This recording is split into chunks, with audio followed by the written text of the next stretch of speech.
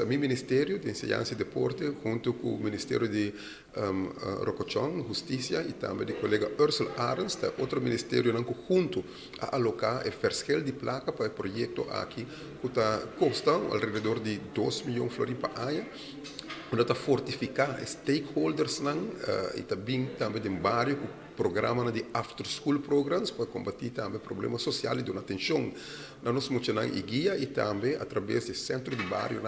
para percurar também para parte infraestrutural do bairro. Vanuit o Ministério de Assunto de Adulto Maior, ora nós há uma apresentação de projeto e a possibilidade de pensar aqui, nós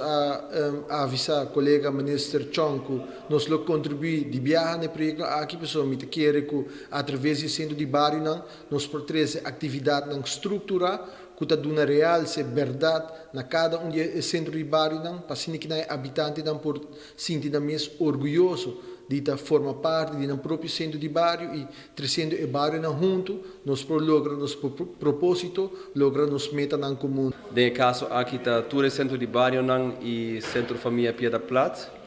com intenção para trabalhar para os seguintes 5 anos mais estreito que o outro. Também ponto importante que o governo comprometeu mais para 5 anos para fundo adicional para o centro de bairro. E por a banda de sede Aruba, nós também temos fundo adicional available. Nós estamos em conversação com vários fundos internacionais. É um long-term investment e me daquele centro de bairro agora que está muito conhecido de uma geração, essa gente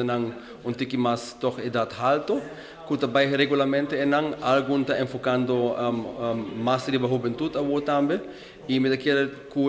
os tools de avendia para o mundo digital, mais promoção, nós por zorg também para a geração nova também chega e tá há interesse a trocar para formar parte da atividade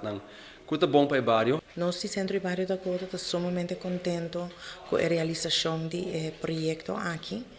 Para nós, Centro de Bairro da Cota, brinda uma oportunidade muito grande para seguir executar o projeto que nós estamos bezig com um projeto novo. E me quero em quadro aqui também a união está se força com a colaboração agora aqui entre diferentes centros de bairro por meio do projeto aqui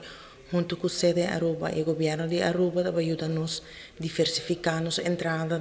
em forma de subsídio para nos prosseguir esse projeto mais amplo para a nossa comunidade.